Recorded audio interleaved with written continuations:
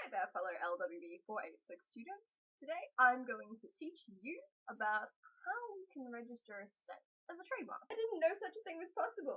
Well, me from 2 days ago, that's not particularly surprising, purely because only one scent trademark to date has been successfully registered in Australia. Why? The crux of the issue lays within the actual registration process itself. So, first things first. We need an actual trademark to register. It's section 17 of the Trademarks Act which gives us our definition of a trademark. The first thing we need is called a sign. Oh, like a star sign?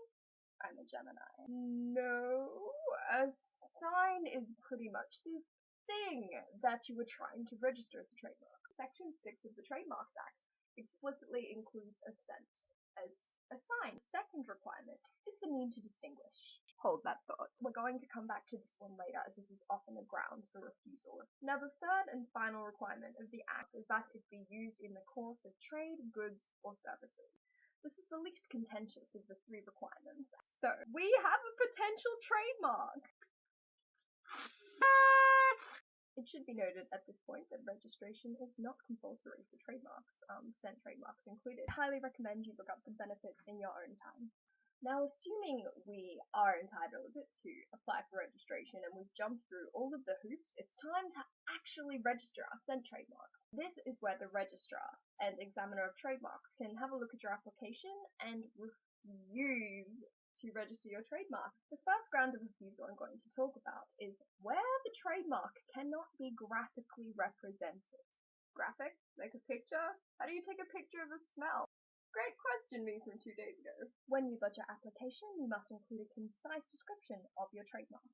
There's a little section that says endorsement, and it's written quite literally next to it, where there would be a picture of what your actual trademark is. In the case of scent trademarks, there is simply a picture of a few words. The trademark is as described in the endorsement. Well done, guys, we've just overcome section 40.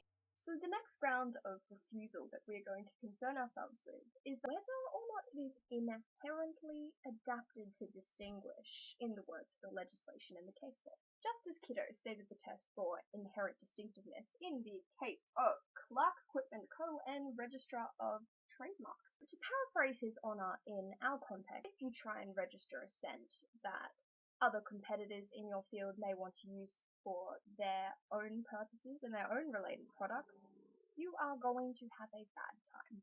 The scent of eucalyptus for washing products? Denied in 2008. If the eucalyptus claim had been successful, no other manufacturer of cleaning products would be able to use eucalyptus as a scent for the next 10 years. Additionally, trademarks that are capable of distinguishing due to their intrinsic characteristics also fall under this inherent distinctiveness umbrella. An example of this is the eucalyptus trademark mentioned before with respect to the cleaning products. I just googled that successful case you were talking about, and they used eucalyptus as well, but for golf tees?